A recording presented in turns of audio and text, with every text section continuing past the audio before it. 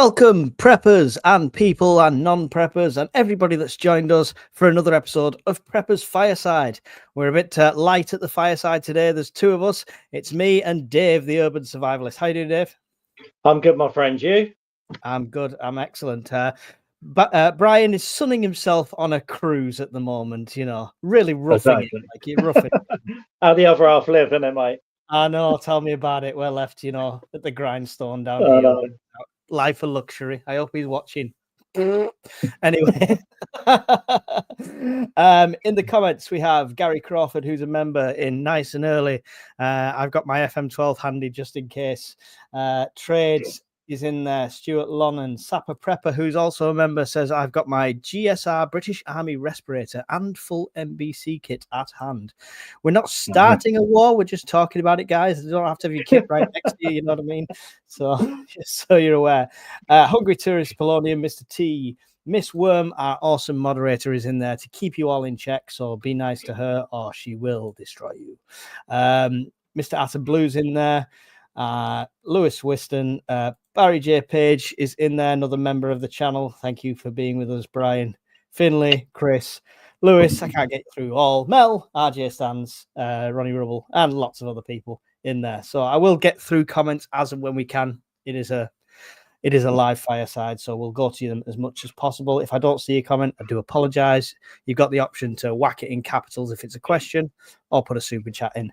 That's entirely up to you. And during the show, the members will be scrolling across the bottom. Okay, that's my spiel. Good. I like it. On to the topic at hand. So, obviously, every time we've done a fireside, the conversations always seems to skirt towards Mr. Putin and escalations and stuff like that. So I thought we'd kind of dedicate that one to this because there's different mentalities on this, right, Dave? There's people that say, I'm going to stand there and watch the flash, and there's people say, I'm going to dig a bunker. Let's just get the ground. Let's just get the foundations straight. I am not going to be one that stands there watching the flash. I'm going to do whatever I can. What's your thoughts on it? Well, it's quite funny because I put a TikTok up of like just the NBC gear and a YouTube short and stuff. And some guy's gone like, why would you want to survive a nuclear war? I said, because we're survivalists, we're preppers. I said, what's the point? You might as well give up. You might as well just carry on. And I think it's humankind for us to want to survive, isn't it? Yeah. I mean, unless you're kind of weak. Yeah. I think even the people that say, oh, yeah, you don't want to survive, you just stand there. And I'd rather be at the center. Are still going to scream and run when the fireball is coming, right? The instinct kick in. Sure. Absolutely. Nobody wants to die, do they, really? I mean, let's be honest, unless you're like kind of psychotic or like you're really ill, it's like you don't particularly want to die. Yeah. And I think a life repopulating the planet, it's like, which is what a lot of these people are on about. So you get the people that want to die in the fireball, or they want to like go around repopulating the planet with clones of themselves. Really weird people. I'm not sure I want clones of myself, but I'm doing a pretty good job at repopulating the planet already with my 5 kids. So yeah. I'm going to be prime real estate at the end of the world. Yes, mate. So obviously it's going to be on the back of people's minds because the escalation's going on, but how realistic it is it to prepare? Is it on the lower end of the list to prepare for? Do you think these escalations are all saber rattling, or do you think it's a genuine threat? I mean, to be honest, as I spoke to you like a couple of weeks ago, nuclear war was never on my list of preps. I always had like my kit in the background, but I always think it's a bit of dick swinging with this. It's like, I've got a bigger one than you, and it's like, now looking at the escalations in the Ukraine and obviously South Korea and all these things that are going on in the world at the moment, I think rather than nuclear warheads that are going to wipe out cities like London, I mean, small ground nukes are quite possible, and I think that's more the thing that, rather than dropping one big one on London and Manchester, like the usual targets, whether they could be tactical nukes and literally like wipe out small towns or small areas. Does that make sense? Yeah, because you've got like strategic missiles, which are the ones that people think would hit cities and what have you, and then you've got the tactical ones, which are precision, right? And I think my personal opinion on it, if it ever came to the exchange and using nuclear weapons in any way, shape, or form, unless it's completely mutualist no destruction and there's 300 birds flying that way and 300 birds flying that way, and we all may as well kiss it goodbye. If it's just used in smaller instances, I think it'll never be anything but tactical to me. If Putin, for example, has threatened people that give weapons to Ukraine. So in Stevenage, they make the Storm Shadow missile. So if suddenly a tactical hit Stevenage, are we going to go and launch out everything at them? Or are we going to be like, oh, that's naughty, don't do that again? Would Sam, I mean, the thing is, it's always going to be tit for tat, isn't it? Yeah. It's always with this thing. I mean, do I think that they'll make the mistake of doing it? I don't think so. I've got to be honest. I think deep in my heart and soul, I don't believe it will ever happen. For the mutual, for the mutual destruction. You know, I mean, if you look at Russia have underground cities for their people. You know, I mean, in case of nuclear war, they've got tunnel systems, they've got housing estates under the ground. England, nothing.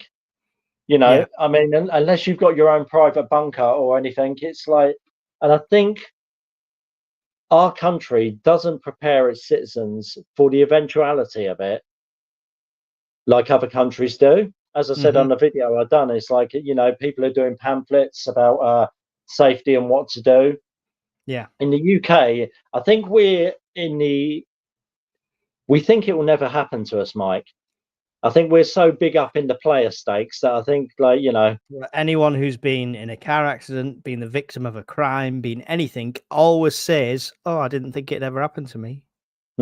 Yeah, absolutely. My friend in Bosnia, Serbia and Bosnia, I've had friends from both places, and they were saying that literally one day, not nuclear, but obviously like how these things happen. He said one day it was just like England, because he lives in England now. He said the kids went to school, I went to work, the wife, we had a nice house, we had a nice family. He said next thing you know, within 3 or 4 days, there was missile strikes, the electric had gone down, the water had gone down, it was chaos, there were people looting. He said, and it was like surreal, because we always said it would never happen. Yeah. You know, and I think we're the same. We're on the same wavelength. We never say never.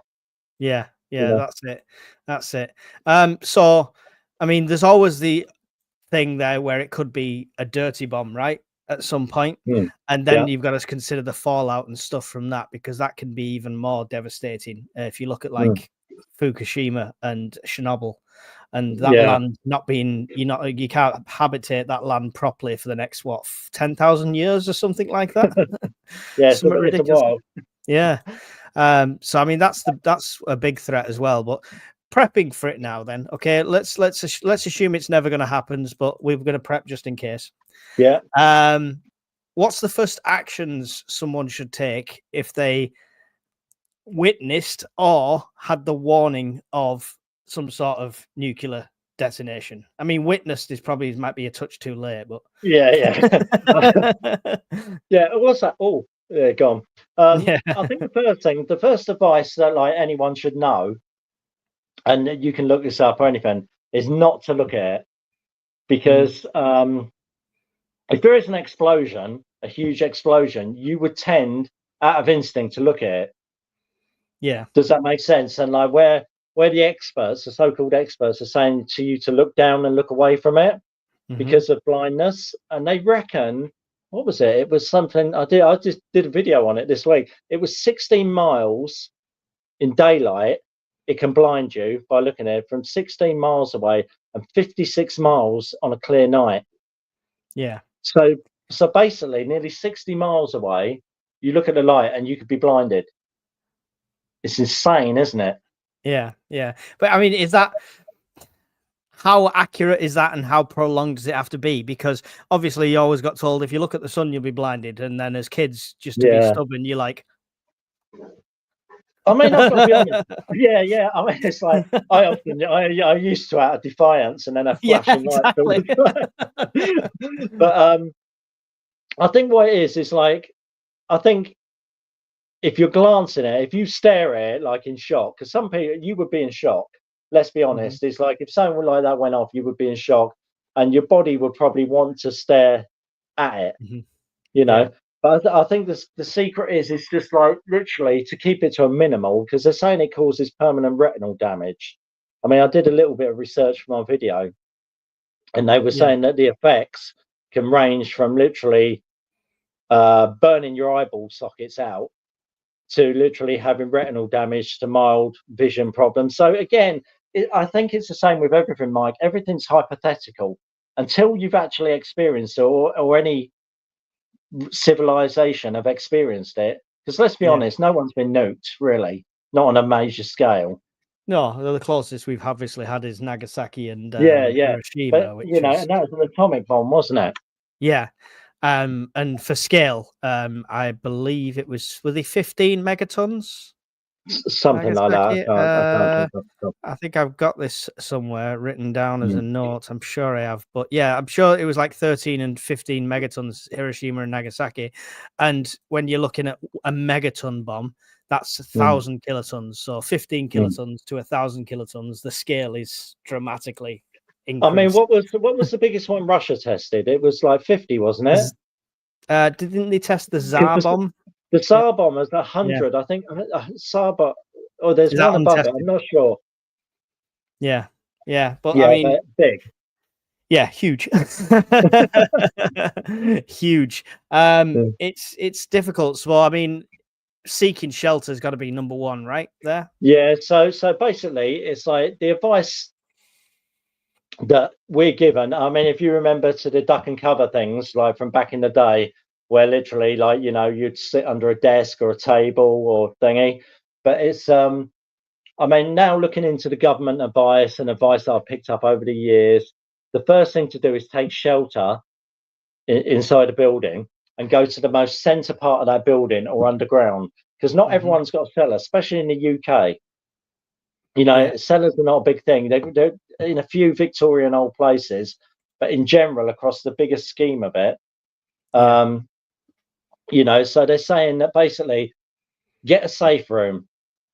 Or what I'm yeah, saying is like you'd have a safe room in the centre of your house. It's got to be a room that's a solid build and surrounded by exterior walls. So the room I'm actually in is what I would consider my safe room. So it's got like two exterior walls before it goes to the outside. I've got neighbours that side, you know, yeah, so it's kind of like quite a secure, load bearing wall, yeah, you know. yeah, So yeah, it's like they're saying like either go underground or go to a centre room in your house yeah, yeah. That's the to get general advice. yeah. Used to be under the stairs, right? Because the Yeah, stairs are well, quite the thing is structurally that sound. the under the stairs. I mean, I've got understairs, but I think if I sat there, my stairs would cave in on top of me. You know, and it used to be door frames. I've Yeah, heard the rumors that like if you stand under a door frame, that like literally nothing can penetrate you. I'm pretty sure the stairs is based around the structural integrity of the actual internal wall that Yeah, has to support the stairs. and a So lot that's of one this of the thing. strongest wall that is an interior one. Yeah, I mean, as well, a lot of this come from World War Two, Yeah, where they used to go under the stairs, and they used to have. I mean, my granddad used to have it. He used to have a little bench under the stairs there, because you're only dealing with like you're not dealing with nuclear energy bombs. You're dealing with like what is it, doodle bugs and V2s and stuff like that. You know, you're not dealing with mass weapons of mass destruction, so to speak. yeah, You yeah, know, a lot of definitely. power there. Yeah, it is. It is. It is scary. And like I say, the advice is just non-existent at the moment when Mm, it comes to survival. But how accurate it is, I don't know.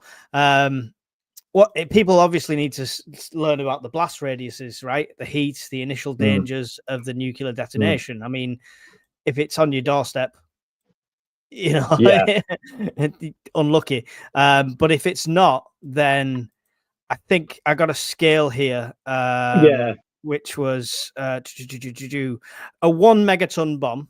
which is 1,000 kilotons. So I'm doing it by 1 because you can times it by 10 easy. You can times it by 5 easy. Total destruction within 1.7 miles or 2.7 kilometers for our European friends. Severe damage within 4.7 miles, 7.5 kilometers. And broken windows and lighter damage up to 13 miles, 21 kilometers. Smaller tactical weapons like a 15 kiloton bomb. It says similar to Hiroshima. So there you go. Hiroshima was 15 kilotons, have smaller but still devastating effects in that kind of range. It devastated that entire city, right? So is it a case of move house for a lot of people? The thing is, a lot of people are looking at this nuke map thing now, right? I think that's a lot of crap. Well, the thing is, with all these blast radiuses, and it's all what they've done in tests, obviously. So if they've gone and tested a bomb in the middle of the Nevada desert, right? Okay, you're going to have some different radius, and you're going to have a different blowback and stuff like that. Now, when you're dealing with built-up areas, do you know what I mean? When you're dealing with built-up areas with a lot of buildings, it's got to slow that down. I mean, common sense would say that would slow that down, but it's but on nuke map, apparently the little corner of Kent where I live doesn't even come into like a fallout. Apparently, like it's like you've got Dover that gets hit, and you've got Dover, Portsmouth, and stuff like that get hit, and my little area is like sitting nice and pretty, right, with no problems. Now I can't picture that. No, I can't picture that at all. But it's like, I think with these nuke maps and that, it's kind of a bit of a fear mongering thing. So you look at this and think, fuck me, I live in Portsmouth, I'm going to get nuked out of the sky, off the ground. And it's like, I don't think it's going to be as straightforward as that. No, and it's obviously there's going to be measures and anti-missile measures, and if that one coming towards Portsmouth happens to got taken out beforehand or malfunction, you might survive. And we might not be part of an exchange, right? So if there's an exchange between two countries, nobody's to say that Putin or China or North Korea is going to hit the button that says fire it to everyone. If the UK is not directly involved in some sort of nuclear exchange, like someone fires one and somebody fires another, do you think we will jump on as part of NATO? Or do you think we'll stand back and look after ourselves? Absolutely. I mean, Britain, I'm British. And it's like, we are so involved with everything to do with war and money. Even, we could go on a long term, but it's like, we have won a lot of wars. We've started a lot of wars, and we secretly back a lot of wars. So I think, but I think that we would get involved because of that. Yeah. I think which makes us a prime target, right? And we've no defense against it. Well, we got the Trident system and stuff like that, haven't we? But it's like the last test failed. The last time we tested the Trident missile, it looked like some sort of Catherine wheel spinning out of control. I mean, it's a bit of everything, isn't it? It's like boom, boom. As far as the deterrent goes, it's a joke. We may as well go back to the World War II days of inflatable tanks in a field to make it look like we're well equipped. I mean, it's genius, really. But it's genius. I mean, but it's I think, to be honest, if it was to happen, like you say, there's no real defense. But again, do they tell us everything they've got? I mean, that, like, I know information's readily available, but are they telling us? Do we have some sort of like Star Wars thing like America's got, to shoot missiles out of the sky? I mean, I don't know. Do you know? Even if we had the very nature of the way the nuclear weapons work now, and especially a re-entry one that goes out beyond the atmosphere, then it re-enters, and as it re-enters, it discharges like 8 warheads. They're then going at a terminal velocity that nothing could intercept.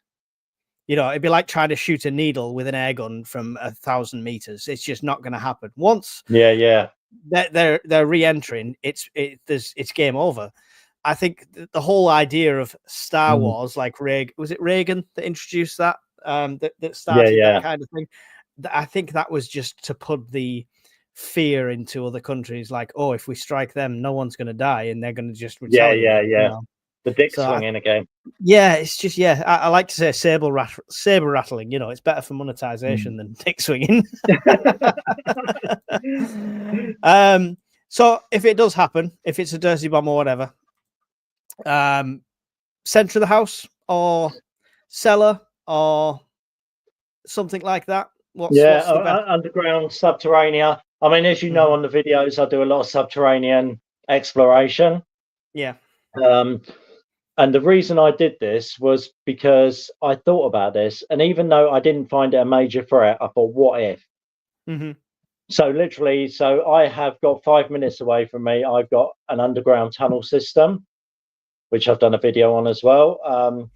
I've seen that one. Great video. Yeah, I could go and hide out from. So, and I've got videos on there. I think there's literally about 4 or 5 different ones in my area. But again, you're going to have to think of the realities of it, aren't you? I mean, the realities of staying in one room for 3 weeks or. Yeah, it depends where you are, how the fallout's going and stuff like that. Say again. Can you hear me? Yeah. Your feed's going slow, mate. Okay. How is it for everyone else? Let me know in the chat how it is. I'm wired connection, so it shouldn't be. Yeah. So. Yeah, no, it's good. You're back. Right. Okay. Yeah. So I mean, we're looking at like 2 weeks, right? Is the average that they used to say. So it depends where you are and how close and stuff like that. We'll quickly go to the comments. Just let me know in the comments if the audio and video is okay for you guys. Let me know. All good here. Okay, this end. All right. Okay. It must be just us. Good stuff. We're good.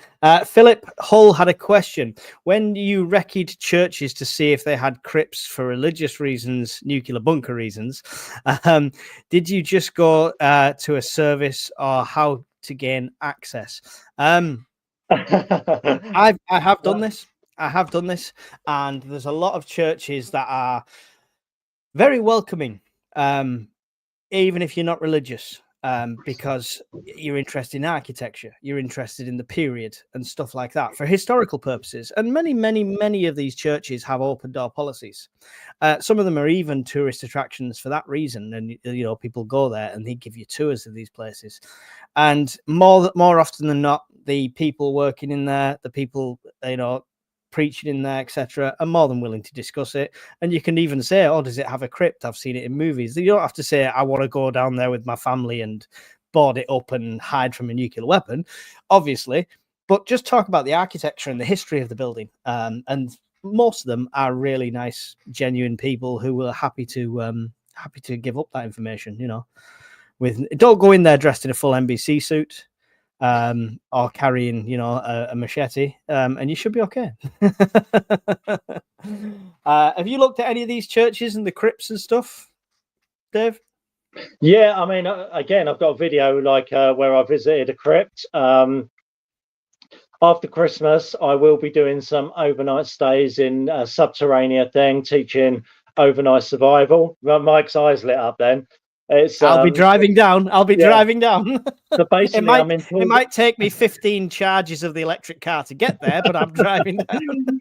So basically, I've got access to a local crypt. I've got access to 3 local underground tunnel systems. One of them goes for 3 miles, and one of them is 40 meters deep under the ground. So basically, the plan is to literally take people to show them what it would be like to spend a couple of nights underground, what to do, where to go. It's what the signs to look out for spotting these things yourself. Because obviously there's a lot of road top signs. Walking down the road, it's like my wife goes to me, well, how do you know that? And I'm going, because I've studied it. It's like that manhole there leads 40 meters underground. There's a ladder, it leads to a tunnel system, and it's always good to know. You can spot artificial hills on these things often as well. artificial hills and artificial hills and artificial manhole covers. And God doesn't make straight lines. And the thing is, in answer to Philip's question as well, it's like I went to a boot fair. It was a boot fair at a church, and I got speaking, and I was like, and I looked at the church. It was a really nice old church. So I went online and I did myself a bit of research, and then I found out they had a crypt there. So I spoke to the council lady who was in charge of it. I said, "Is there any chance that I could visit it? Because I'm interested." I said, "This is what I do. I'm a survivalist. I do underground, subterranean, and stuff like that." And she said, "Yeah, of you were course." So, totally honest. yeah, I was totally honest, and I said because literally, and she took me down on her own. She said, like, literally, there you go. I'll open it up. Go and do a bit of filming. Go and do what you want. So I went in there and did a bit of filming, and now she said, like, if ever I want to go down there and take people down there, I can go down there as long as I'm respectful. Obviously, you know, I can't go down there and start devil worshipping or like having parties and raves down there, you know, but it's like, which is understandable. But I think the thing is, the first thing when you're saying about like gaining access is do your research. Do your research in your local area, subterranean Britain, and have a look what's about. You'll be surprised what's literally on your doorstep. Yeah, and you think outside the box as well. There's a lot of stuff that's not on the subterranean, like maps and stuff that they put out there that you just, you know, don't think of. You can also tell the architecture of a building and how it's built, where you can often estimate if they've got the chance of having a basement as well. So yeah, it's worth looking up that as well. Thank you for the question, Philip. Appreciate that. Football Factory, I got to highlight this comment. If it's full World War III, please let me be in the blast zone. You wouldn't know much about it. Yeah, but you say it, but it's all talk. You would still run screaming and crying for mummy. Is that true though, Mike? Is it true? I mean, what would happen if you got a really shit duff bomb and like you just lost a couple of legs or something, or like you've one side of your body got burned? You know, it's like I always think it's like I would rather play safe, you know, get myself out of there, to start thinking about like carrying on afterwards and stuff, than like maybe going there and getting severely injured or literally burnt to death and not dying. And not dying, like a crispy piece of bacon waiting for the rats to take you away. Yeah, it's a good point. Can't be a nice way to go. Jonathan Hayes, don't forget that the light is much faster than sound. By the time you hear the bang, you'll have already seen the light. Also, the neutron pulse extends about as far as the blast wave. There you go. So, all good information. It is, and that's the best thing about these lives. We get loads of stuff in there. The radioactive fallout can drift hundreds of miles as well. So even if you're nowhere near an actual blast zone, you've got to consider weather patterns always. So that's something to bear in mind. Neutron and gamma radiation emitted from in the first minute can cause fatal doses up to 1.2 miles or 2 kilometers. That's from a 1 megaton bomb. So you times that by 50. You're talking bad times. Another one from Philip Hull here. Is there any point in the potassium iodide if you're beyond a certain age? Or is that a thing? What do you know about the... I've actually got mine here. Jujum, potassium iodide. So do you prep that? Do you stock that? Yeah, I do. And it's the thing is, it's from the research I did, it's basically the radiation goes through the thyroid, isn't it? Yeah. And this is what the iodine literally blocks out from the thyroid. So it floods it so it can absorb. Yeah. So I mean, the thing is, we do have stuff like this, and you know, I think yes, of course, I'll take it. If I mean, but it depends what certain age. I mean, what are you saying is like, you know, I don't understand the question. I've got to be honest with you. It's like, what happens if you're so old that you can't take it, or is there a difference? I don't know. I'm not sure. I'm not 100% sure myself. I would, to be honest, I would be on the theory of I don't think you can underdose. Overdosing is well. I mean, I don't take the whole tablet. I'm not giving anyone medical advice at all. I'm talking about me personally. I know the dosage I need to take. I know the dosage my kids need to take. I'd rather have it and not need it than need it and not have it, is my kind of thing. And your body can process this. That's the main thing. It's like when people say, oh, you can take too much protein as a bodybuilder, and if you have too much protein, you'll grow boobs, and it's just a lot of crap. As soon as you get to a certain point, your body just gets rid of it. It urinates protein out, you know. So I'm not sure where you're going with that, Phil. I don't know if there's a difference in age. As far as I'm aware, I looked at the dosage, and the dosage guidelines went all the way up to 65-year-olds. So I'm not sure about that one. But thank you for the question anyway. Do appreciate it. I'm going to try and quickly scan through these comments because we've got 103 people in here, and I'm definitely going to lose track quickly. Do I get to show off my NBC gear? Yes, we'll go on to that in a second. I did see that Ration Nerd is here in the room as well. So, an quality friend of the channel, great channel he's got over at Ration Nerd. Just put out a video today. Keep scrolling down. I'm sorry, guys. I'm going to miss loads of these. If you don't put capitals, it's your own fault. 150 milligrams a day, I think. No, I believe it's about 120 to 130. Don't quote me. Do your own research. It could be based on body mass as well. But yeah, do your own research. But I was under the impression it was around 120 to 130 milligrams a day. Less, like half that for younger adults. So yeah. Smooches. Right. So you mentioned your kit. So when we're preparing for this, let's ignore the blast side of things, right? We're not in the epicenter. We're nowhere near a blast zone, or it's happening in Europe and it's fallout and stuff like that we're prepping for. So give us a bit of a show and tell of what you've got to deal with fallout. Right. Okay. Well, first of all, I do want to say, when you hold stuff up, I'm going to bigger you. Don't worry. I've not disappeared. Yeah. No, that's right. But first of all, I do want to say that a lot of preppers like myself, we buy NBC gear, we buy gas masks, right? And I think a lot of people are under the impression that you can lock yourself in your house, put your NBC gear on, go out, go and raid the shop, or do whatever you're doing, go foraging or going looking for supplies and stuff, pop it off, go in, come out, pop it back on again, right? These are one use only, pretty much, right?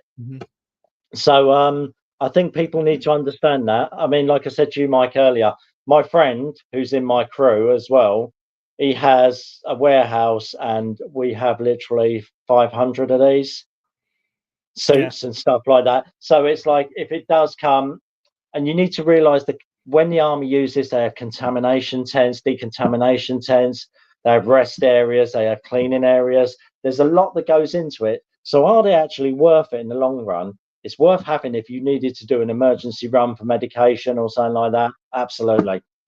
But anyway, is it worth saving in case you need to bug out more than anything else? Yeah. If you had to do an emergency run and you've got like a few hours, I mean, the basic gas mask filters last for 8 hours, I think. Yeah. So it's like so anyway, so starting with that, I have an S10 gas mask with a training filter, right? So this I bought for about 80 quid, right? British Army surplus, good thing, traditional, you know, they've used the shit out of these things, right? And they're quite reliable. Now, I don't know enough about the filters systems to guarantee that this filter that you could get that comes with it is going to treat me well in an NBC situation. So what I've had to do, I've had to upgrade, bear with me, because when you buy a gas mask online, you will get a sealed filter, which is going to be one of these filters here, okay? And as far as I'm aware, when I spoke to military friends, they are only used for things like tear gas and basic noxious gases. Yeah. So now what I've got here, I bought ABEG filters. So these ABEG filters, my friend's got a big store of them. So these are suitable for nuclear, biological, and chemical agents. Okay, they're a bit bigger than the other ones. Same 40mm screw. And this is what I've got for a shit hits the fan situation. What's the key features on that people should look for if they're looking for a filter for a gas mask? Because they might not necessarily have the S10 or a surplus like that. So what are they looking for the filter to be able to do? Because not many people advertise it as ready for nuclear war, right? No, I think it's got a certain particular, and I'm not, like I say, I'm not an expert on this, Mike. I mean, these were recommended to me by my friend who does the nuclear fallout stuff, but it's I think it's something to do with the particular. So this, as you can see, if I can take this off, this is pretty basic. You can see that. Yeah. Where this is a bit more compact, it's got a bit more to it. It's got more weight to it. Yeah, a little bit. Yeah, it's definitely wider. If you can see. Yeah. So we've got these. So it's like and the only way you're going to find out the one is to do research. Go on prepper sites or go on these people that are pretty knowledgeable. Again, like, you know, I'm a prepper, but I'm still a jack of all trades. I'm not no nuclear physicist or anything like that. So, but on my research, those ABEC filters were the best ones to use. And again, they ain't cheap. I think that one cost me, I think it was 18 quid. Yeah. For the filter. So you thinking it's like one of those will last you a few hours. It's a lot of money to store up on. Yeah, definitely. You know? Yeah. I mean, I do think a lot of preppers are under that same illusion, like you say, that they're going to have this one NBC suit and just go in and out all day long, you know, with a quick shower to sort it out. Yeah, I think this is the thing, and it's like, so I mean, I've got pictures of me wearing the NBC suit because I had to try it. And this is another thing. People don't seem to try stuff. They get it, you know, and don't, excuse me, don't try to see if it works, if it fits, you know, what it feels like to have on, which we'll go to that anyway. But so anyone who don't know, I'm sure you all do know, but the NBC suits, when you buy them, come like this. Okay, they come vacuum sealed, and we've all got them. Yeah. I mean, the date on this, Mike, is 1990. Best before. Best before 1990, yeah. So everything I have here is out of date, but it's all vacuum sealed. Okay, so we have a smock there in DPM. Yeah, I mean, and we have trousers. Let's be clear. Yeah. Let's be clear. If you're getting surplus and stuff like that, and it's got dates on like that, they do put dates on for a reason, and the effectiveness might be affected, especially if it's broken seal. If you open one of these up and leave it lying there for a while, it's going to be less effective. But at the end of the day, if you have to get out and there's a risk of fallout, something is better than nothing, right? Layers of protection is going to be better than nothing. Exactly, my friend. And this is what we're saying with this. This is what I'm saying. It's not a case of just putting an overcoat. So we got the top, we got the smock, we got the trousers. We have the over boots. So these go over your boots and literally seal in. Then we got the undergloves and we got the overgloves. Right? Yeah. So it's quite a lot to think about when you're putting all this shit on. Do you know what I mean? And put it on, because I've done it. I've tried it. I've done a video. Yeah, it's a nightmare. And this is one that's open. So this is one of the Mark IIIs that I've opened. Okay. Yeah. But what I want to show you is for people that don't know about this. Most of you should know about this, but if you don't, right, it's got the elongated hood here. Yeah. Right, and it's full. If I can show you inside, the lining. They're charcoal lined. Yep. Yep. So they again are not the most comfortable thing, and you can sweat like a thing in them. Yeah. Yeah. So it's like I've actually tried it, and I've actually tried going for a run in one. It's quite hard work. So I think, Mike, what we have to think about is when people are buying this NBC gear, it's about the realities of it as well. It's like having a buddy with you, like we were talking about the other day, that can buddy check you. Yeah, Definitely, yeah. You've got. It's got to be a party. Even if there's two people in your household, even if they're not into prepping, just get them to do it once, just so they know what they're doing. Just kind of go through that with it. Even me, I've done it obviously in the army. I've used the NBC kit and done training with it. And even when I got my ones about 3-4 months ago now, I got some more. Me putting them on, I thought, well, it's a doddle. I've done it all before. No, it's a nightmare. If you're not used to it, it's a nightmare. Trying to put the over boots over shoes. Especially the older ones, isn't it? The older ones, they've got all these. Sorry, these are the trousers. I mean, you go to Joe Blogs and say, put these trousers on. You've got straps and you've got stuff all over the place. You've got Velcro stuff, and it's quite confusing. Yeah. And in a spur of the moment thing, trying to work this out is not going to be a good thing. Yeah, definitely. There's some great tips coming through on here as well. In the chat, in the comments. Where's that gone now? I've got old ones highlighted now. What's going on? Mr. T mentioned heirloom seeds for after to grow your own and regrow for seeds from produce and grow essential. Add to your preps and are cheap. Yeah, it's good. You've got to think of. We'll talk about after the effects shortly. But it's a really good point. Mr. T also says your safe room needs to have a hydroponic fan and carbon filter to give you clean air inside your safe room. Yes. And if you're looking for these, which I have done, do your research and you want one that not only will run off a generator, etc., but also has a hand option. There's ones that have a hand crank option or a bellows just in case, because you don't want to be locked up in your bunker and then that stops working and you've no way to get it going again. So just bear that in mind. Also, I'd like to mention David from West Yorkshire, who says he was going to withhold his like on the video until we say something worth knowing, and then says every subject they say, I'm not an expert. Why would I ask them anything? David, you clearly don't know anything about this channel.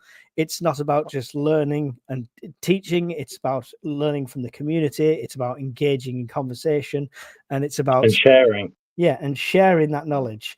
If you go and watch a YouTube channel and they proclaim to be an absolute expert on all the prepping subjects, they're lying.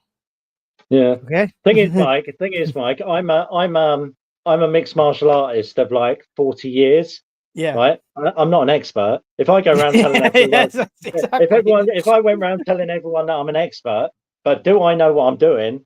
100%. Yeah. Listen, there's expert preppers with over 139,000 subscribers who are completely useless and haven't got a clue, but they're still experts. So you trust the experts. I'll trust the community because the community is awesome. Speaking of awesome community, the Right Adder said, from research I've seen, potassium iodide is recommended for under 50s. Apparently, I didn't make much odds if older.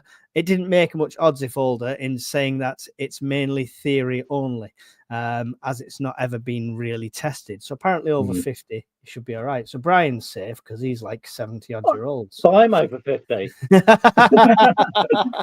There you go. You send me your spare potassium iodide. You don't need it, Dave. Trust the process. Yeah, I'll go up with a blast. You and Football Factory. Yeah, Football Factory. Buy your NBC suit in a bigger size than you need, allowing for clothes underneath. It's great advice. Yeah, and get used to MC Hammer pants because when you put them on, they're like, ooh, it's a bit. They're not the most comfy things in the world. Yeah, so I mean that's what this community is all about, building. So you've got your NBC kit, you've gone out and got your supplies. Now that's useless. Fallout's now gone. Obviously, if it's a case of the fallout's gone in 2-3 weeks, like it can clear, it diminishes like 10 times every like hour sort of thing. It's going to be, I mean, everyone's seen the film Threads. If you've not seen the film Threads, go and watch it. It's gritty reality of this situation, and it actually proves how crap the protect and survive advice was. But after the fact, if it's a bigger exchange, we're talking nuclear winter. Right? To me, that's worst case scenario.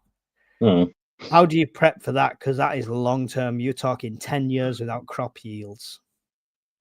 At least. I think, to be honest, I think with that sort of thing, it's like this is where money now is going to help you, because things like hydroponics.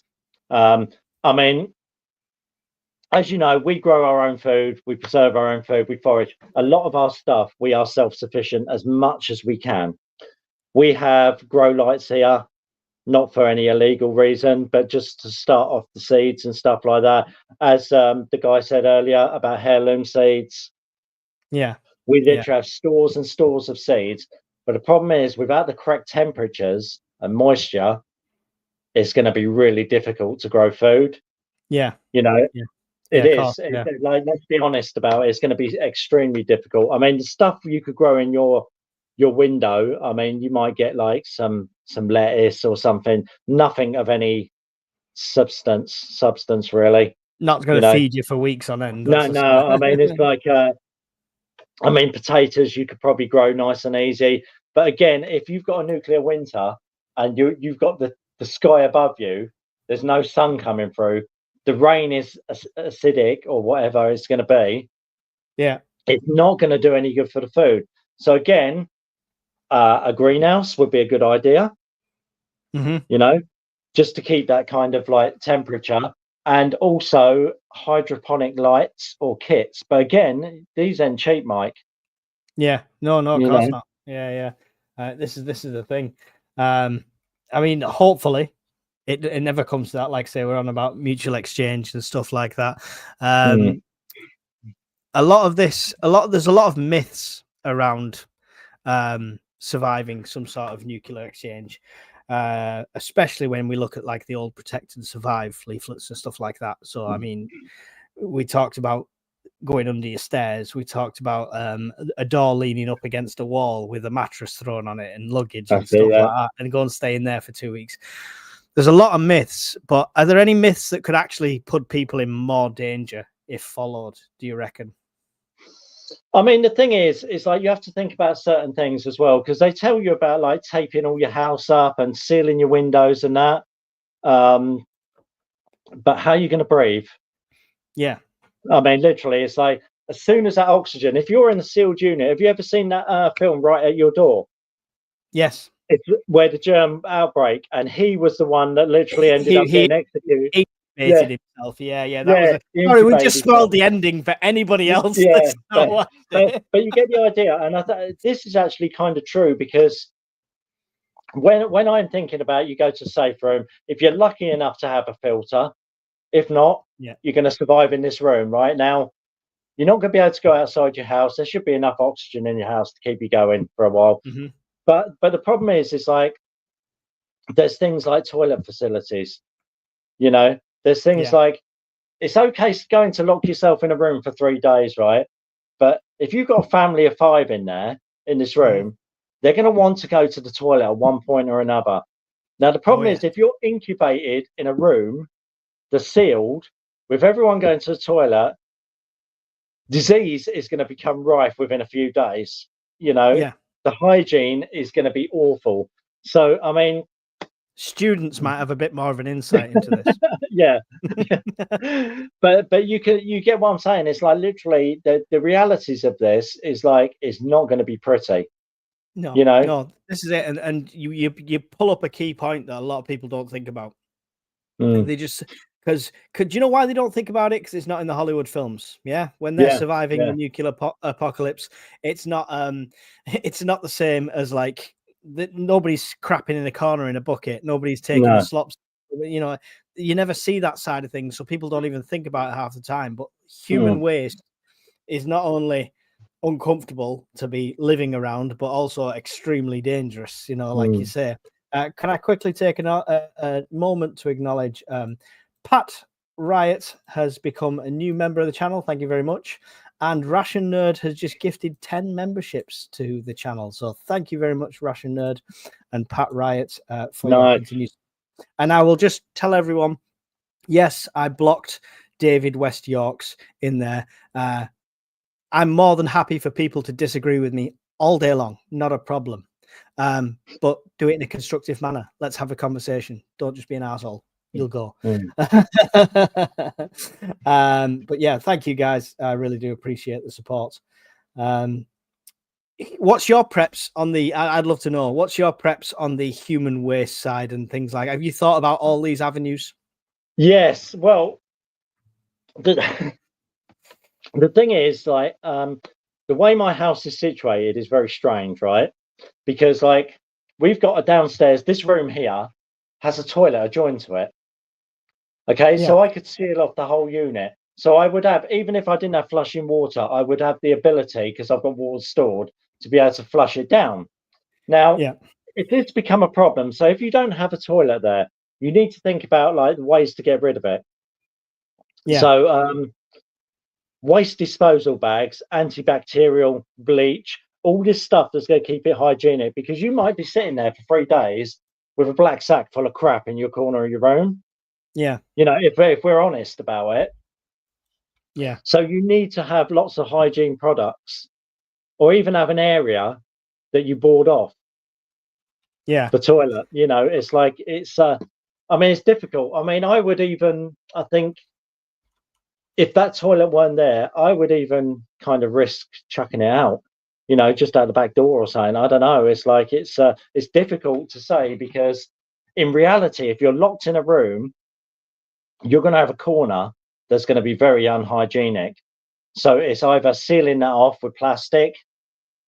You know, it's a difficult one, Mike, isn't it? It's like, because you can't really go outside and take it outside unless you've got a decontamination area on the back of your house. You know, it's difficult. It is. I've got just started doing more of this, because at first I had one of the camping toilets and I thought that'll do. Yeah. And when you start thinking about it, and I mean, some mornings I could fill that entire camping toilet myself. So, and if all we're eating is pasta, rice, and tinned food, it's going to be well used. So I've started getting stackable buckets. Make sure you get the buckets without the pour spout, just perfectly round, and you can get sealable lids. Right? Keep sawdust or something similar to that with that, or lye or anything like that. When it and line it with a bag. When you use it, cover it in sawdust, keep going. Eventually, when it gets to a point where you don't, when your nuts are going to touch the top of the pile, seal it off, use the next bucket. Hopefully you'll have enough buckets to last the time. That's what I've done anyway. It makes total sense, like a composting toilet, but on a smaller definitely level, excuse me, the camping toilet took up space, right, as a prep in the house, because I mean, I'm an urban prepper at the end of the day, don't have a massive estate, don't have loads of storage. It took up a lot of space. If you do it in the bucket method, not only can you stack 10 of them together, but there's still an empty void there that you can then throw in, I don't know, a few miler bags full of stuff. It doesn't take up as much storage. So I think this is the thing as well. I think it is a thing that people don't think about, because we all have this romantic idea that we watch the films and, like, you know, it's like you're going to go in your room, and it's like, if you've got a really good bunker system, a lot of these people use acid, and they neutralize it in buckets of acid and stuff. Do you know what I mean? So they have these portable toilets, they tip it in acid, it totally dissolves it, and it's pretty much an endless cycle. So it's like, but if you're living in the real world, for instance, now, if I've not got this toilet thing, I get locked into this room. I've had to stay in this room. I've got an NBC suit there that's totally useless to me anyway. You know, I've got my water and food supplies in here for 3 days. Then I've got my wife and daughter and my 2 boys, you know. So we're all going to take turns having a crap. Sooner or later, that's going to become unhygienic, you know, and it won't take long. But people don't think about this. People think they're going to go and sit in their room, they're going to have their little wind-up radio and their bottle of scotch, and it's all going to, like, watch it blow over, you know. And it's like, they don't realize that we have basic functions as human beings. Yes, romantic prepping. I love it. Yeah. It's but unfortunately, survival of something like this is going to be, it's going to be awful. It would be awful, and I get why people say they wouldn't want to survive. It would be devastating. It was like the death. I mean, there's things like moving bodies. I mean, if someone dies in your house that's contaminated and stuff, which we spoke about earlier, You know, you have to think about all these things, and it's not a nice thing to think about. And I think this is why a lot of people don't consider it, Mike. Yeah, which touches on the mental side of it and being mentally prepared. We'll briefly talk on that, but that's a whole separate podcast, I think. Quickly in the comments before we lose track again, Philip asks, if you don't have a fan, how long will the O2 last? I assume he's talking about if you seal the complete room up. I did actually make notes on this. I preempted somebody asking this. Well, thank you, Philip. It wasn't staged, I swear. Philip's not on the payroll. Neither am I. But a room that's 10 foot by 10 foot, so 10 foot squared sort of thing, which is 800 feet cubed.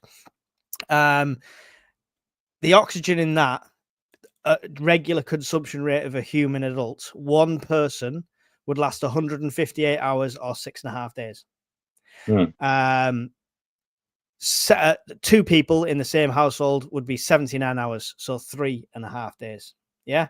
So, I mean, but that's talking about completely sealed and stuff like that. And it's a degrading scale, because that first 20 to 30 hours, you'll be fine and you'll be moving around. But everything you do, especially if you cook it in there, that takes this right down. Everything you do uses up that oxygen level. So it's a sliding scale. Personally, don't be in a sealed room more than 48 hours would be my. And it also depends on power. You know, if there's no power or no supplies anywhere, I mean, it's like, if there's power, there's lots of kits and stuff that you can get to help you with this sort of thing. You know, and are you going to sleep in a room with a generator going? Like, you know, if there's 3 of you, I mean, I know you can get these silent little jennies that you can get now. You've not heard my missus snoring. Honestly, it's fine. I could sleep next to a diesel generator, so it's fine. I think, Mike, I think a lot of things is like hypothetical. We can always think about, like, you know, what we could do. But I say to people, it's like, think outside the box of the things that you haven't thought about. You know, it's about like you say about the mental issues, the hygiene issues. Listen, do it is the answer. I would say, do it. Lock yourself in a room for 24 hours. Take 2 days off work. You know, the missus might not volunteer to do this, but I'm going to be doing it shortly for a blackout scenario, and just practice. Because even though you do have that safety net, so you can't quite get into the same mental state and physical state you'd be in an SHTF situation, you will find holes and flaws in your own preps, and it will help you to be more prepared. Spend 48 hours in your safe room, eating and cooking and whatever you have to do, and you will find holes in your own preps. And even if you are an expert, you're still going to find things. You need to test these things, I would say. Absolutely, mate. Paul Thomas, you've only got to last 72 hours, then fallout drops to safe-ish levels. This is true. But once the fallout levels drop after 72 hours, who else is going to be out on them streets looking for food because they're not prepared, looking for help? That's when it gets exciting. Exactly. And interesting. And that's when you probably want to stay inside even more so for a while. So you've got to think about that. It's not going to be 72 hours, fallout's gone, everyone's out, and we'll have a street party. You know, it's just not going to happen, guys. Everyone's thanking Ration Nerd for the members. Thank you. Yeah, I do really appreciate that. That's really cool. Get rid of the dookie, says Ration Nerd. What about a chemical, Lou? Kelly I says neutralizes it. Exactly. This is what I was talking about when I said a camping toilet. So like that chemical kind of thing. It's a good thing to have. It's a great thing to have if you've got room and you've got the storage for it. I mean, don't get me wrong. If I had the money and space to build a bunker, it would have a toilet facility with a chemical style toilet.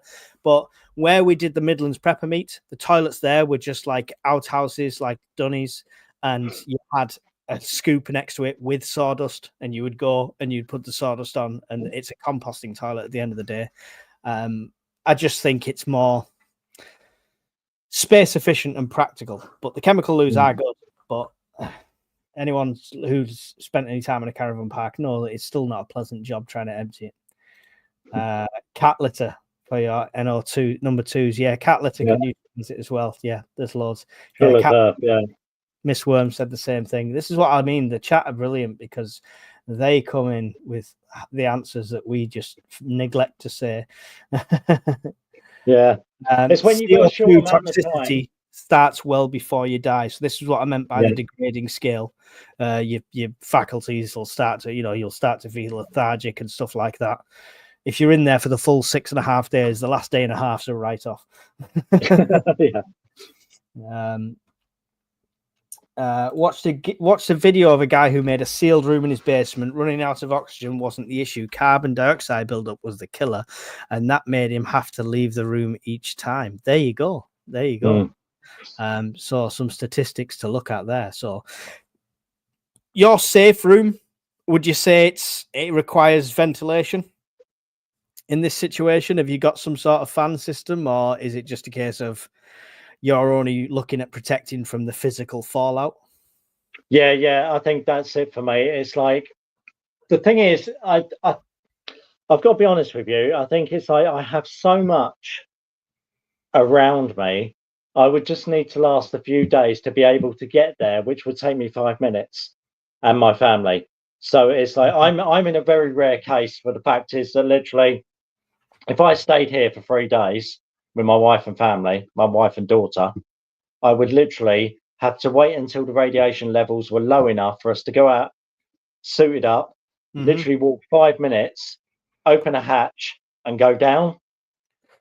And then again, it's a whole new ball game, because then it's like you've got to survive down there. You've got to make sure there's no gas down there. You've got to make sure there's no hazards down there. It's pitch black. You've got to make sure you've got equipment to go down there. Nothing. There's not 20 other people down there. No, exactly. But the thing is, it's like the places I know are sealed off to the public. Yeah. So they're, it's like I am in a very lucky position because I get to explore these places, and I know where they are, and I know the entrances, and I also know the entrances that other people don't know.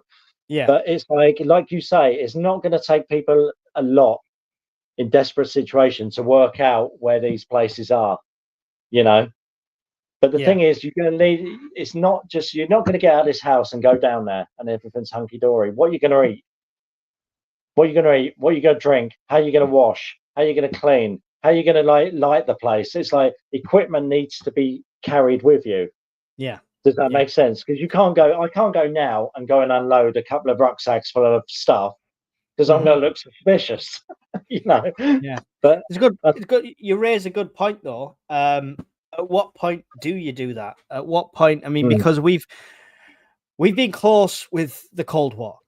We've been close, I believe, in the late 70s with a Russian alert that was a false alarm that was close to launching everything, sort of thing.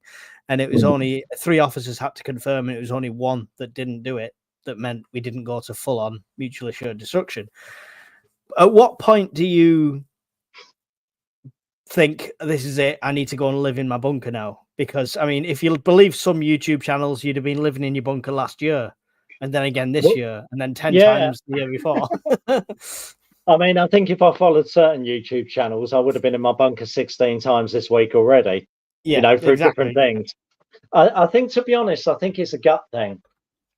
Yeah. You can also always look for the signs, but there's never the right time. No one's going to say to you, right, you got a 2-day break now, off you go. It's going to be how you feel in yourself. It's like you're going to have to see about like what's happening around you. And this is what I say to people on all my lives and stuff that I do. If you live your your life by 3 things, which is propaganda, hearsay, and reality. Okay, so propaganda, all the stuff that you hear on the news and thing, hearsay, he said, she said. But if you live in your reality and you look outside and you see what's going on in your area, you know what's right for you, not what you tell me, because you live over the other side of the country, so it might be a different environment for you. Yeah, definitely. So it's like I've got to literally live in my reality and go, do you know what? This is getting too difficult to stay here. I've got to make a move, and I've got to make that decision to make a move. And only your gut and your like local knowledge and what you see and your reality is going to do that for you. Yeah. That's my opinion. You know, your reality will be different to mine. Yeah, and it's that romanticizing again that people have to avoid. It's not going to be the opening credits and the Universal Pictures logo coming across, and then a slow lead up to the end of the world happening. It's going to happen while you're mid dookie in Starbucks, you know, or while or while you're changing a kid's nappy in the service station. It's not going to happen when you're nice and safely secured. It's going to happen probably at my luck. It's going to be at the most inconvenient time. I mean, that is life, though, isn't it? And it always happens. Something you don't want to happen. It's like if one of the kids falls over. It's while you're in a busy meeting or you've got to do something or something like that. Nothing is ever convenient. Yeah. But I will say one thing, Mike. If people want to watch a film about, I'm not going to spoil the ending, but about when you they go all into died. when you go into a bunker, watch The Divide. My missus actually hated it. She said it was so dark that she didn't like it. But The Divide is such a good film, and it shows the reality of the mental and the physical effects of when you go in there. If it's not a proper bunker. That's not the one where they're having their own time by all sitting on a certain side of the pillar in the middle, is it? At one point, it might be. I'll have to look at it, but I saw something like that. Yeah, but it's a good film. But the mental thing is a massive thing as well. Anyone who, I mean, we've kind of lived it with, you know, a few years and not so long ago, and we had to all stay in the house and stuff like that. And the amount of breakups that happened during that time, people suddenly realize the person they're living with, they can't stand because they were under the feet 24 hours. It's a massive factor, right? You've got to be able to stand being with somebody. 2 weeks doesn't sound like a lot, or 3 weeks potentially doesn't sound like a lot, but in a small space like that, that's mentally challenging, right? Yeah, absolutely. And I think the problem is when we had the lockdown, we thrived because we're a good couple, and she backs me, I back her. We're into the same things, you know. It's but I can understand because I see my friends, you know, that I had split ups over it. You know, people turn to drink and drugs, you know, because of the. And again, I'm going to go. You know, I'll probably get told off for this. Don't tell me off, Mike. But when you're living in the propaganda, hearsay, and reality again, because with all this that went on, I was bombarded with propaganda. He said, she said, but I lived in my reality, and nothing affected me. You know, and that might be luck, you know, whatever it is. But it's like my reality. It didn't affect me in such a big way. You know, I'm not really you know. So I think it's like I can understand why some people would find it mentally straining. I think the thing I found mentally straining was the way that other people were. Yeah. Do you know what I mean? The division they caused, and you imagine in a wartime situation, that's going to be exacerbated even more so. Yeah. Yeah, I mean, people. I mean, let's be honest. The country is so divided all over the place now that if you put extra pressure on them, you know. We are living in a tinderbox. Yeah, it's just going to take a match. And the thing is, Mike, it's not going to be strangers from down the road 2 estates there. It's going to be your next door neighbour. It's going to be the person that says good morning to you every morning. That's going to know exactly when you're in, when you're out, what you're doing, who's there. You know, it's like somebody comes from another street. They're not going to know who's in your house, what you've got, or anything. Your neighbour sees you go in and out every day. Yeah. You know, and if they think they can take what you've got or overpower you for whatever reason that is, it's a real threat. It is. Friends quickly, acquaintances suddenly become not so friendly. Yeah. In that kind of situation. Go in the comments quickly. Question: can you get a stored O2 to help in canisters? That would increase the oxygen levels, I would believe, but I'm not sure about getting rid of the carbon dioxide and stuff. So I'm not sure. I wouldn't like to advise you either way on that, Phil. Yeah. But, more research to be done, definitely. I mean, I suppose, Mike, if you think about it, you could get the divers bottles. Yeah, but you're still breathing out. It's the same thing, isn't it? Yeah, I mean, it maybe if you had them as a backup and you got to that like weary, organs are starting to question life. Maybe you then walking around in with a divers stuff on, but I it's want one of those interesting. that they give to the pregnant women, the mask with the drugs in, and that just makes you high as a kite. That'll do me, and I had I'll sit the rest out. I had that when I snapped my leg in six places. It was wonderful. Yeah, Soon sobered up though when I got to the hospital. yeah. Do we not change our clothing during this time? Says Robert Foster. Not sure what your thoughts on this. I've got a drawer of extra clothing because you've got to bear in mind this is not just let's hide from the scary dust. Your water supply is going to be off. Your sewage system's not going to be working after a while. Your power's more than likely 99% going to be off. Yeah. So it's going to get cold. You know, again, they're not going to wait till the peak of August to launch an attack. So everyone's lovely and warm in houses. It could happen at any time. So if it happened this month, next month, for example, bloody cold. So extra clothes in that secure place is a great thing to have. What do you think about that? Actually changing clothes and stuff? I mean, to be honest, I don't think it's essential. I mean, obviously, if you're in a place where the hygiene's bad and stuff like that, extra clothes, definitely, because like the weather, you're going to have no heat in because you can't, because it's going to burn the oxygen and stuff like that. If you've got any flames and stuff like that. But the thing is like, if I had to sit in a room and wear what I've got on for 3 days, it's not the end of the world.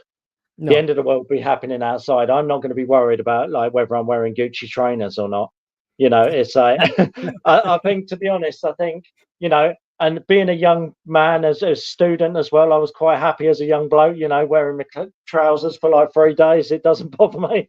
Oh yeah, when the boxes get dirty, turn them inside That's out. it. You turn them inside out, and you know, we've all been there. And I think I don't think it's going to be a be all or end all. I think as long as you've got warm clothes and they're not tainted. I mean, if you've been outside and you've obviously got some sort of radiation or whatever it is, agent on you, then you are going to have a change of clothes. You're going to have to bin them and dump them outside and just get into something new. But apart from that, I wouldn't worry about it too much.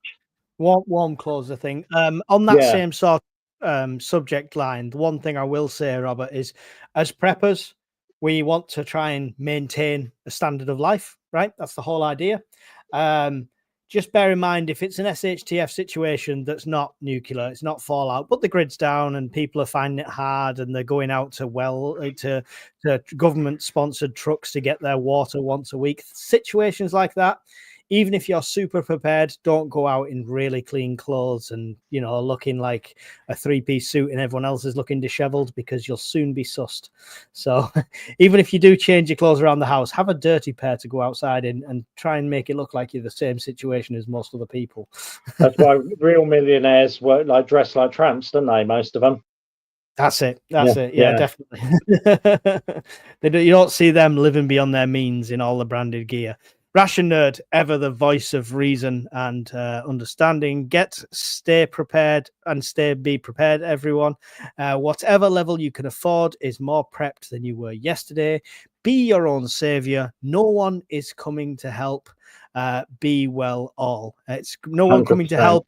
I've actually designed a t-shirt with that on in my merch shop. So it's great advice. And it's a lot of things.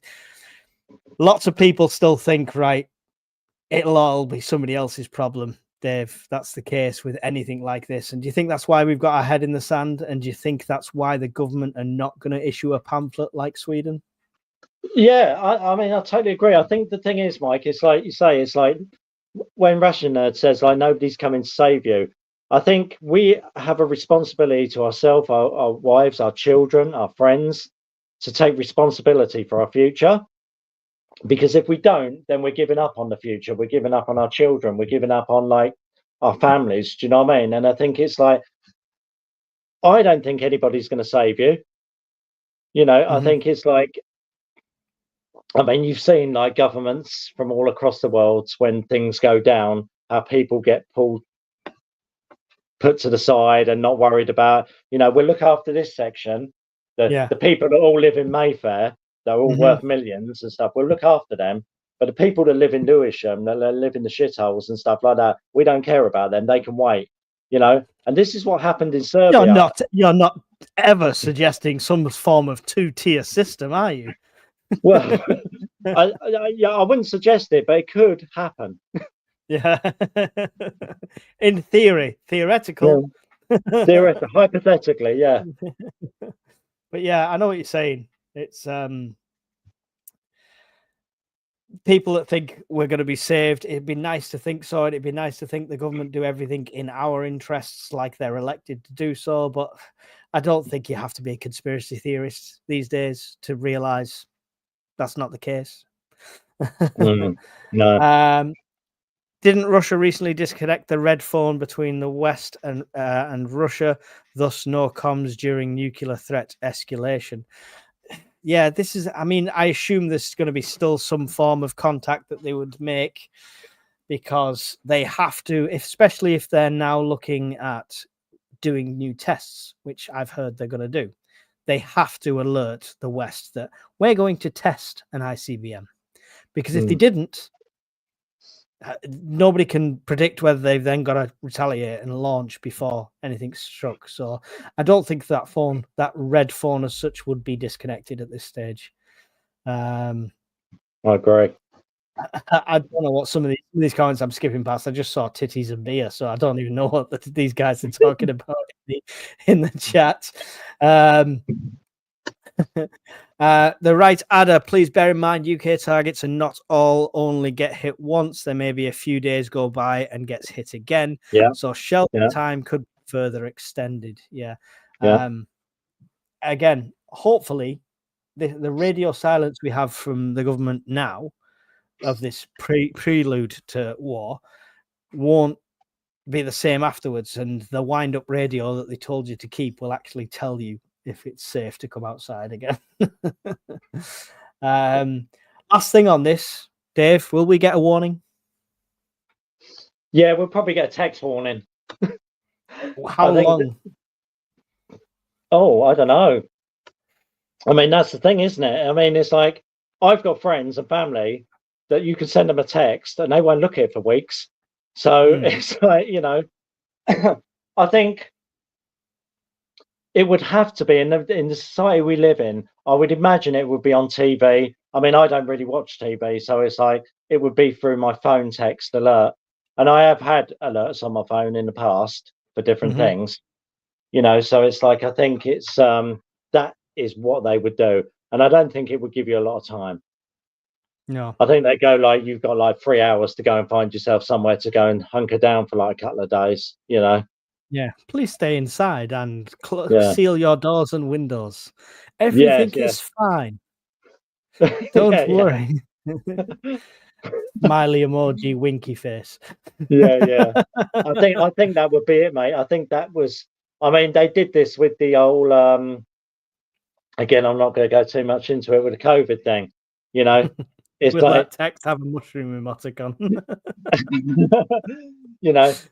I've had. I can't get a doctor's appointment, but I've had 1,600 invites to get a vaccination. So it's like they can send these texts on a mass scale. So I think this is what they'll do with that. I think we will have text alerts. Can I share something hilarious that's completely off topic? When you mentioned doctor's appointment, we rang up for an appointment for our 1-year-old. Yeah. They gave our 1-year-old a telephone appointment. Wow. How did your 1-year-old do it? She can't fucking talk. What are you doing a telephone appointment? Honestly, the doctors are now saying, send us pictures of this rash. Oh yeah, I really trust sending you photos of like my child. It's just such an odd system now. It really is. Anyway, that's a whole other episode. We've got a question from the Wiz before we finish. Is the current fear of war with Russia going to end when the Donald takes over? Do you think Trump is going to help the situation? He claims that he'd have peace within 24 hours of taking over or something like that. What do you think of that situation? Well, to be honest, it's like this whole Trump thing. It's like, I've got to admit, I don't think he's any better than the rest of them. I actually quite like him. I think he's funny. Now, well, funny is not going to help us in war, but I think he seems to get along a lot better with Putin. I mean, Joe Biden, didn't even know what day it was. You know, he's going to shake hands with the wall and stuff like that. I mean, that guy can't do any negotiations with anyone. And I think Donald Trump, whether you love him or hate him, he's the better option on the grand scheme of things. And I think people get triggered, like when I say that. I'm not sitting here with my MAGA hat or anything like that. You know, I'm not saying he's a good guy, but what I'm saying is he's a better guy than the alternative, you know. I agree. I couldn't agree more, to be honest. Even if that is the lesser of two evils, I don't know, but I mean, it's hopefully, I mean, he's got to say something. He's the first president to go into North Korea, right? In ever, I think. So he's definitely got inroads into stuff like that. But again, cockroaches will live through nuclear war, which means we'll still have a functioning government. I like that one. I like that. Yeah, one. I'm going to make an NBC suit out of cockroaches. I think that'll be the best thing. Cornish Bob, how often do you need to change your filter on your NBC respirator if and when you start using it? Did you say 8 hours? It can vary. It's like literally, it depends on the contaminants outside and the amount of exertion you're doing. I've seen anything from 2 hours up to 8 hours with different reviews. So it's how do you know when you're using it? Is there a telltale sign, or do you just, if the guy next to you with the same respirator dies, you change yours? Yeah, you walk around with a budgie in a cage. I think, as far as I'm concerned, and when I've used them before, not for NBC or anything, they become harder to breathe in. Does that make sense? Because the filters get clogged. Particles get clogged. So it's basically where your breathing is quite light, it starts becoming heavy breathing.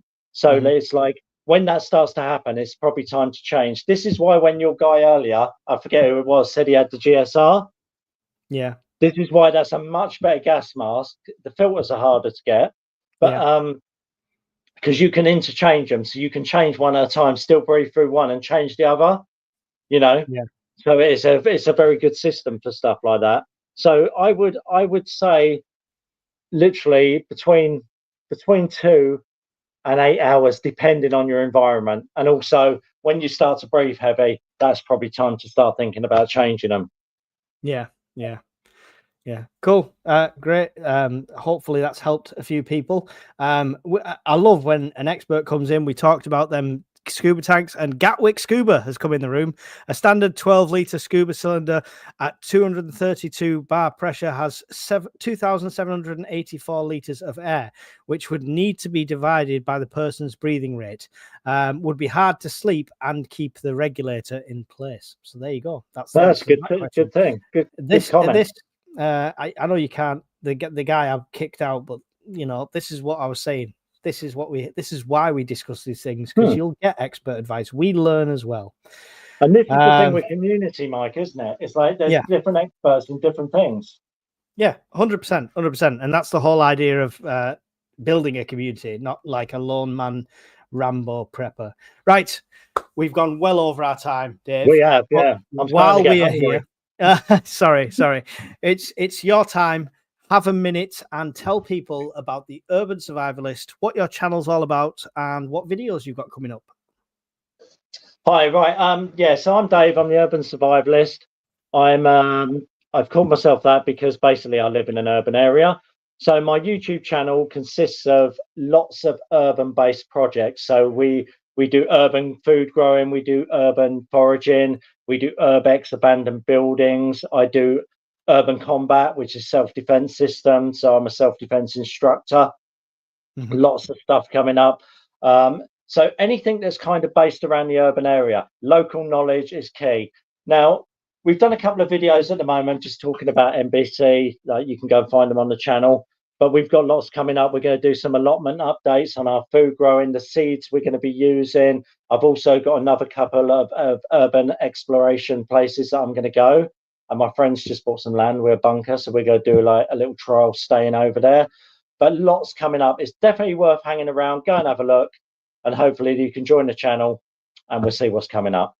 Yeah, and I'm sure Miss Worm will be right now frantically getting ready to put a link to your channel in the comments, but I'll put it into the description after the video finishes anyway. So go and check out Dave, the urban survivalist. Used to be UK prepper guy, which got really confusing when we first met. UK, it was Urban Prepper UK. That was it. Yeah. I changed it. Yeah. So it was a bit confusing. What's Dave's channel? Can't find the link for it. Oh my, I have to do everything myself around here. It's disgusting. It's absolutely disgusting. 2 seconds and I will get that up. Any final thoughts for people, Dave, while I do this? I think the thing is the one thing I will say is don't live in fear.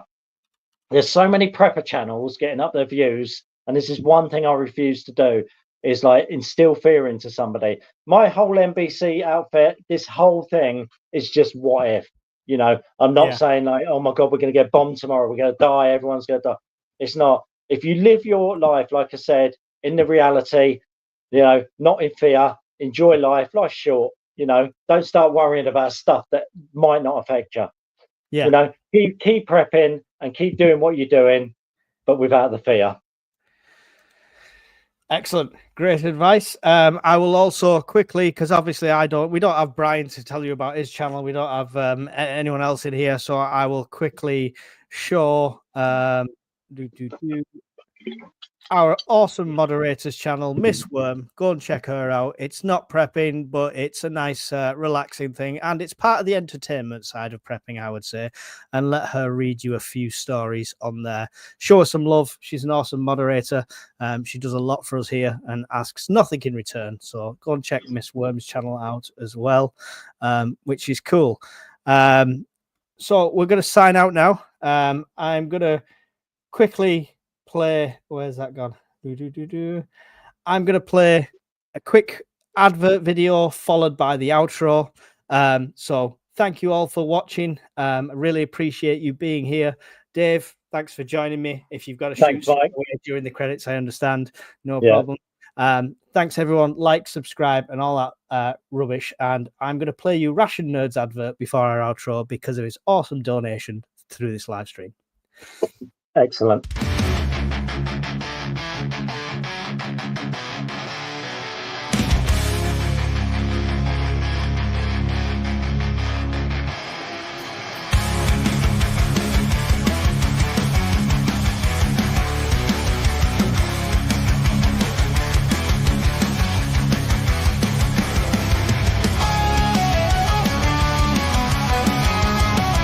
Let's not do it.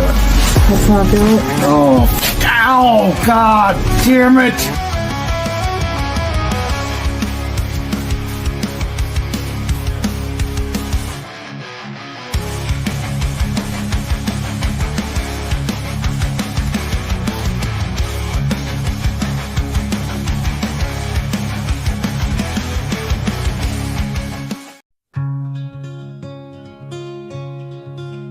Round the fire, warm and bright, stocked up food for the night.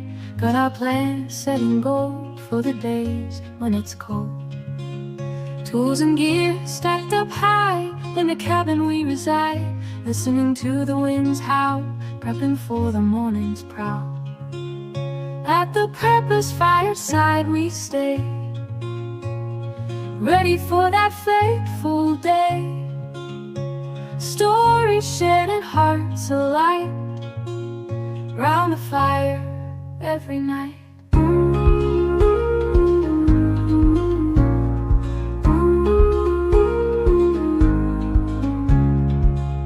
Water stored in jugs and tins, bunkered down through thick and thin. Maps and routes all drawn and laid, preppers live unafraid. At the prepper's fireside we stay, ready for that fateful day.